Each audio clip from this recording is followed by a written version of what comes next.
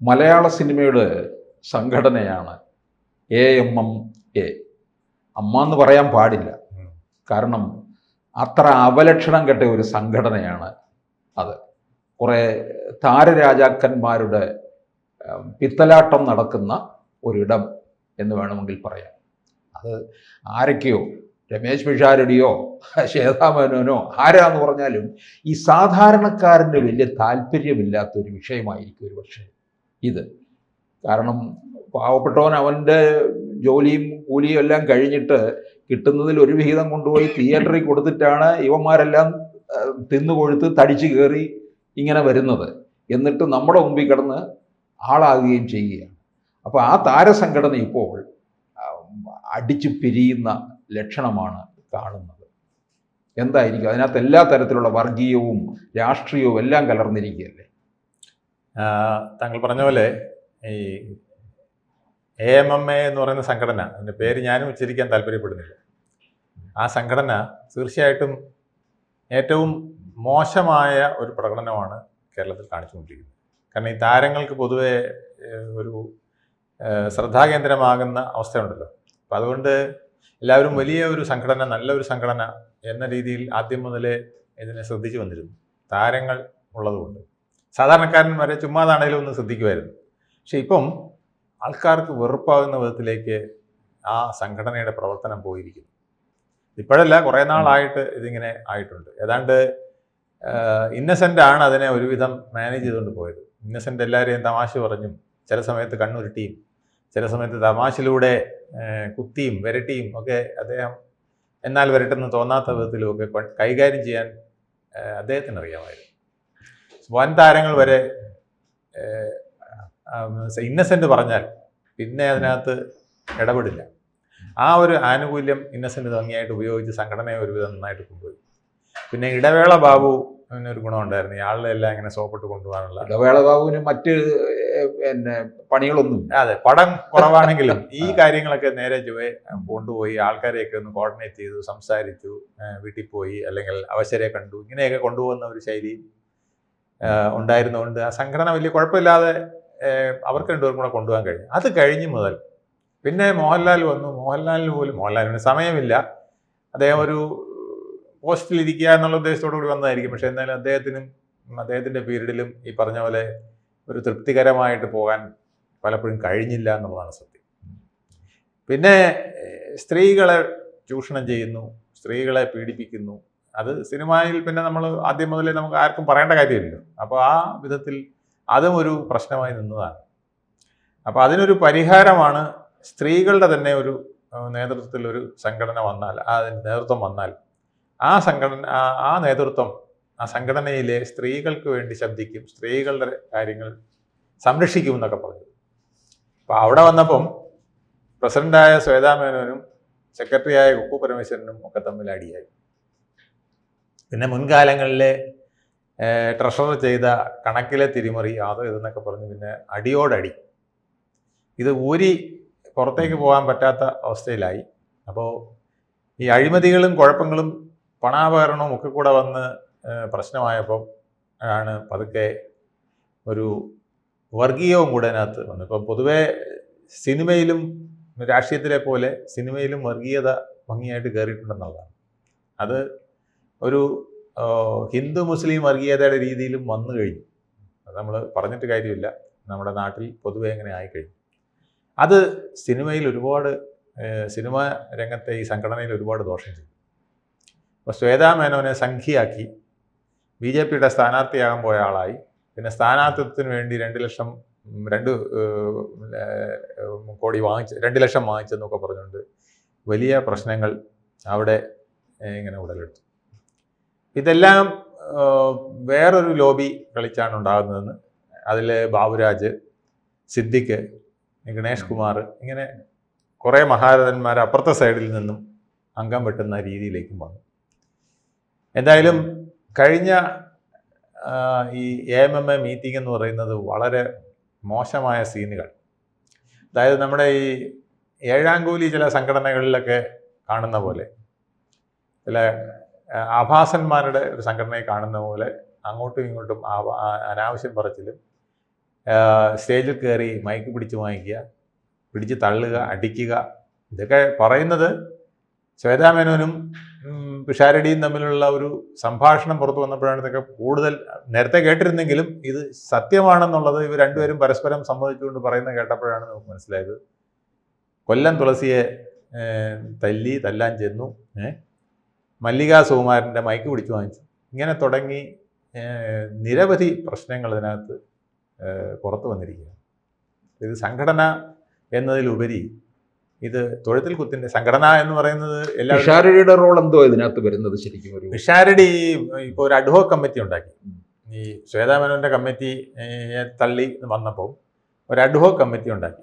ആ അഡ്ഹോക് കമ്മിറ്റിയുടെ കൺവീനറായിട്ട് ജനപ്രതിനിധി എന്നുള്ള നിലയ്ക്കും പിന്നെ പൊതുവിൽ അംഗീകാരമുള്ള ഒരാളെന്നുള്ള നിലയ്ക്കുമായിരിക്കും എന്തായാലും പിഷാരടിയെ കൊണ്ടുവന്നത്. അപ്പം പിഷുവും ഇപ്പം തട്ടിപ്പോയിരിക്കുകയാണ്. പിഷാരടി എല്ലാവരും പിഷു എന്നാണ് വിളിക്കുന്നത്. അപ്പോൾ പിഷുവും തീരെ ഷൂ ആയിപ്പോയി. അപ്പം ഞാൻ ആലോചിക്കുന്നതല്ല, പിഷാരടി ഈ പണ്ട് കൊല്ലത്തെ മുകേഷിൻ്റെ അതേ അവസ്ഥയിലേക്ക് പോകുമെന്ന് സംശയമുണ്ട്. കാരണം ഈ കൊല്ലത്തുകാർക്ക് പിന്നെ ഒരു ശപിക്കപ്പെട്ട 2 ടേണാണ് ഉണ്ടായത് LDFന്റെ കാലത്ത്. ഇങ്ങനെ ഒരു MLA അവിടെ കിട്ടിയതിന്റെ പേരിൽ CPMന്റെ അഡ്രസ്സ് തന്നെ അവിടെ പോയി എന്നുള്ളതാണ്. അപ്പോൾ അതുപോലെ കോൺഗ്രസിന് പേരുദോഷം ഉണ്ടാക്കും പിഷാരടി എന്ന് എനിക്ക് തോന്നുന്നു. അല്ല, പിഷാരടി വളരെ സൂക്ഷിച്ചാണ് പോകുന്നത് ആ കാര്യത്തിൽ. പിഷാരടി സിനിമയിലെ അഭിനയമൊക്കെ നല്ല പാലക്കാട്ടെ ജനങ്ങളുടെ പ്രശ്നങ്ങൾ പരിഹരിക്കാൻ കിട്ടുന്നില്ല. അതിനാണ് അങ്ങനെ പറയുന്നത്. അമ്മയിലെയും അമ്മയെന്ന് പറയാൻ പാടില്ല, AMM. അപ്പൊ ആമയിലെ പ്രശ്നങ്ങളാണ് ഇപ്പം പരിഹരിച്ചുകൊണ്ടിരിക്കുന്നത് അല്ലേ? എനിക്കത് പറയുമ്പോൾ ഓർമ്മ വരുന്നത് പണ്ട് സൂമർ അഴീക്കോടും മറ്റേ അന്ന് തിലകന്റെ ഒക്കെ പ്രശ്നങ്ങൾ ഉണ്ടായപ്പോൾ മോഹൻലാലും ഒക്കെ ആയിട്ട് അഴീക്കോട് മാഷ് ഇടപെട്ടു. അഴീക്കോട് മാഷ് പറഞ്ഞു, ഇത് പിന്നെ മലയാള സിനിമയ്ക്ക് അമ്മയുണ്ട്, പക്ഷെ പിന്നെ അച്ഛനില്ലാത്തൊരു കുറവാണ് അവിടെ ഉള്ളത്. പറഞ്ഞാൽ പച്ച മലയാളത്തിൽ പറഞ്ഞാൽ തന്തയില്ലാത്തവർ എന്ന് വേണമെങ്കിൽ പറയാം. അതിപ്പോ ശരിക്കും പറഞ്ഞാൽ അങ്ങനെയാണ്. അച്ഛനില്ലാത്ത അവസ്ഥയാണ് വന്നിരിക്കുന്നത്. അച്ഛനില്ലാതെ അമ്മയ്ക്ക് മാത്രം പിന്നെ പിള്ളേരെ മാനേജ് ചെയ്യാൻ പറ്റില്ല എന്നുള്ള ഒരു സത്യം അവിടെ ഇപ്പോൾ വെളിവായിരിക്കുകയാണ്. ഈ സത്യത്തിൽ നിന്നുകൊണ്ടാണ് ഇപ്പോഴത്തെ കളികളെല്ലാം നടക്കുന്നത്. അപ്പോൾ ശ്വേതാ മേനോൻ എന്ത് ചെയ്തെന്ന് വെച്ചാൽ ഈ അടിയും ബഹളമൊക്കെ ഉണ്ടായപ്പോൾ അവർ രാജിവെച്ചെന്നാണ് എല്ലാവരും വിചാരിച്ചത്. പക്ഷേ അവർ രാജി സമർപ്പിച്ചില്ല എന്ന് മാത്രമല്ല, അവർ എറണാകുളം മുനിസിപ്പൽ കോടതിയിൽ കൊണ്ടുവന്നൊരു കേസ് ഫയൽ ചെയ്തു. ഞാൻ പൊതുസമ്മതനായി ജനറൽ ബോഡി തിരഞ്ഞെടുക്കപ്പെട്ട ഒരു ആളാണ്. അപ്പോൾ എന്നെ തള്ളിയിട്ട് ഒരു അഡ്ഹോക് കമ്മിറ്റി ഉണ്ടാക്കിയിരിക്കുന്നു. ആ അഡ്ഹോക് കമ്മിറ്റി ഇവരുടെ ബൈലയിലില്ല. അപ്പം ബൈലയിലില്ലാത്തത് എങ്ങനെ ചേർക്കാമെന്നുള്ളതാണ് പ്രശ്നം. അപ്പോൾ ഇവരെല്ലാം പറയുന്നത് ബൈലയിലില്ലെങ്കിൽ ജനറൽ ബോഡി കൂടി ഞങ്ങളങ്ങ് പരിഹരിക്കുമെന്നാണ് ജനപ്രതിനിധിയായ പിഷാരടി പോലും വിശ്വസിച്ചിരിക്കുന്നത്. അങ്ങനെയല്ല. ഒരു ബൈല അമെൻമെൻ്റ് എന്ന് പറഞ്ഞാൽ അതിന് ചില മാർഗനിർദ്ദേശങ്ങളുണ്ട്. ഏത് ചെറിയ സംഘടനയായാലും ഭരണഘടനാ ഭേദഗതിയാണ്. ഇന്ത്യയുടെ ഭരണഘടനയായാലും ഒരു ചെറിയ സംഘടനയുടെ ചാരിറ്റബിൾ സൊസൈറ്റിയിലുള്ള ഒരു സംഘടനയാണെങ്കിലും ഭരണഘടനാ ഭേദഗതി എന്ന് പറഞ്ഞാൽ അതിന് വേറെ ചില നോംസാണ്. അത് മുൻകൂട്ടി, അതായത് ആ ഭരണഘടനാ തത്വങ്ങൾ, അതിലെ ക്ലോസ് മുഴുവൻ എക്സ്പ്ലെയിൻ ചെയ്തുകൊണ്ട് ഇന്നിന്ന ക്ലോസുകൾ നമ്മൾ മാറ്റുന്നു എന്ന് ആദ്യം മെമ്പർമാരെ എല്ലാം അറിയിക്കണം. ഒരു 15 ദിവസമെങ്കിലും മുൻകൂട്ടി. അത് എത്രയാണ് അവരുടെ ബൈലയിൽ വെച്ചിരിക്കുന്നതെന്ന് അറിഞ്ഞുകൂടാ. അത്രയും ദിവസം മുൻകൂട്ടി അറിയിച്ച് നോട്ടീസ് കൊടുത്ത് അവരെയെല്ലാം ഇന്ന ഭേദഗതിയാണ് വരുത്തുന്നതെന്ന് പറഞ്ഞുകൊണ്ട് അവരെയെല്ലാം വിളിച്ചുകൂട്ടി. അത് നോർമൽ ഭൂരിപക്ഷവും പോരാ, അതിനേക്കാൾ വലിയ ഭൂരിപക്ഷം, അത് പിന്നെ ബൈലായിൽ എത്രയാണോ പറഞ്ഞിരിക്കുന്നത് ആ ഭൂരിപക്ഷം ഉണ്ടെങ്കിൽ ഈ കമ്മിറ്റി മാറ്റാൻ പറ്റുള്ളൂ. അപ്പോൾ കോടതി പ്രഥമദൃഷ്ട്യാ നോക്കിയപ്പം ഒരു ഹൂളിഗാനിസം കാണിച്ച് ബഹളം ഉണ്ടാക്കി, മൈക്ക് പിടിച്ച് വാങ്ങിച്ച്, കഴുത്തിന് പിടിച്ച് തള്ളി ഒരു അഡ്ഹോക് കമ്മിറ്റി ഉണ്ടാക്കി എന്ന് പറഞ്ഞ് ആ അഡ്ഹോക് കമ്മിറ്റി അവർ അംഗീകരിക്കാൻ കോടതി അംഗീകരിച്ചില്ല. അപ്പോൾ ശ്വേതാ മേനോനോട് കണ്ടിന്യൂ ചെയ്തോളാൻ പറഞ്ഞു. എല്ലാവരും ഞെട്ടി. ഇത് കേട്ടതും അഡ്ഹോക് കമ്മിറ്റിയുടെ കൺവീനറായിരുന്ന പിഷാരടി പിഷു എന്ന് പറഞ്ഞങ്ങ് രാജിവെച്ചു. കാരണം അദ്ദേഹത്തിന് മനസ്സിലായി ഇത് വീണ്ടും നാറാൻ പോവാണ്. താങ്കൾ പറഞ്ഞ പോലെ ഒരു മുകേഷ് കുമാർ ആകാനായിട്ട് മുകേഷ് ആകാനായിട്ട് പിഷാരടിക്ക് ഉദ്ദേശം കാണില്ല. അതുകൊണ്ട് അദ്ദേഹം പതുക്കെ എന്തായാലും രാജിവെച്ചു. എന്തായാലും നാഥനില്ലാതായി. ഇപ്പം സ്ത്രീകൾ തന്നെ 2 ഗ്രൂപ്പായി. ശ്വേതയ്ക്കെതിരെ ഒരു വലിയ ശ്വേത സംഘിയാണെന്നും സംഘിയുടെ BJPയുടെ കയ്യിൽ നിന്നൊക്കെ പണം വാങ്ങിയിട്ടുണ്ടെന്നും പണം കൊടുത്തിട്ടുണ്ടെന്നും ഒക്കെ പറഞ്ഞ് വലിയ തർക്കങ്ങൾ, സ്ഥാനാർത്ഥിത്വവുമായി ബന്ധപ്പെട്ടെന്നൊക്കെ പറഞ്ഞ് പ്രസ് കോൺഫറൻസ് നടത്തുന്നു. അൻഷിതയെ അതിനായിട്ട് ഉപയോഗിക്കുന്നു. മറ്റു ചില നടിമാരും ഉഷാ ഹസീന, മാല പാർവതി കൂടെ ചേർന്ന് വലിയ കോലാഹലം നടത്തിക്കൊണ്ടിരിക്കുകയാണ്. പ്രസ് റിലീസ് വലിയ രീതിയിൽ എല്ലായിടത്തും എത്തിക്കഴിഞ്ഞു. ജനം മുഴുവൻ അറിഞ്ഞു, ചാനലുകൾ അറിഞ്ഞു. വലിയ വിവാദമായി നിൽക്കുകയാണ്. പിന്നെ ശ്വേതാ മേനോൻ ഇനി AMMയുടെ ഓഫീസിൻ്റെ പരിസരത്ത് വന്ന കാല് തല്ലി ഓടിക്കുന്നവരെയാണ് ഓരോരുത്തർ പറയുന്നത്. എന്തായാലും അവരെ അകത്ത് കയറ്റാൻ സമ്മതിക്കില്ല എന്നുള്ളത് പരസ്യമായി തന്നെ പറഞ്ഞു കഴിഞ്ഞു. രഹസ്യമായി പറയുന്നത് ഇങ്ങോട്ട് വരട്ടെ, വന്നാൽ പിച്ചി ചീന്തി വിടുമെന്നാണ് പറഞ്ഞത്. മുടിയും നഖവും വരെ പിച്ചി ചീന്തി വിടും എന്നുള്ള രീതിയിലേക്ക് വരെ പറയുന്ന അവസ്ഥയിലെത്തിയിരിക്കുന്നു. എന്തായാലും സിനിമയിൽ സെക്സ്, സ്റ്റണ്ട്, ബലാത്സംഗം ഒക്കെ നമ്മൾ കണ്ടിട്ടുണ്ട്. അതിനേക്കാൾ മോശമായ പ്രകടനമാണിപ്പം ആ സംഘടനയിലെ അംഗങ്ങൾ റിയലായിട്ട് കാണിച്ചുകൊണ്ടിരിക്കുന്നത്. ഇത് കേരളത്തിൻ്റെ അപമാനമാണ്. കേരളത്തിലെ കലാകാരൻ പറഞ്ഞാൽ പൊതുവിൽ അവർ ഒരു മാതൃകയാകേണ്ടവരാണ്. അപ്പോൾ അതിൽ എല്ലാത്തിലും മാതൃകയായില്ലെങ്കിലും അവർ പുറമേയെങ്കിലും ഒരു മാന്യത കാണിക്കുന്നതാണ്. ഇപ്പോൾ നമ്മുടെ സിനിമയിൽ അങ്ങനെയാണ് നമ്മൾ കണ്ടിട്ടുള്ളത്. മമ്മൂട്ടി, മോഹൻലാൽ വരെയൊക്കെ ഏകദേശം അവർ അകത്തെന്ത് നടന്നാലും പുറത്തത് ഒരുവിധം മാന്യമായിട്ട് പോവുകയും ജനങ്ങളുടെ മുമ്പേ വലിയ തെറ്റില്ലാതെ കൊണ്ടുപോയി അവരുടെ ആ ഒരു അന്തസ്സ് നിലനിർത്തുകയൊക്കെ ചെയ്തിട്ടുണ്ട്. ഇനിയിപ്പം അത് നിലനിൽക്കുമെന്ന് തോന്നുന്നില്ല. ഇത് സിനിമാ വ്യവസായത്തിന് തന്നെ വളരെ വലിയ തിരിച്ചടിയാകും. ഇത്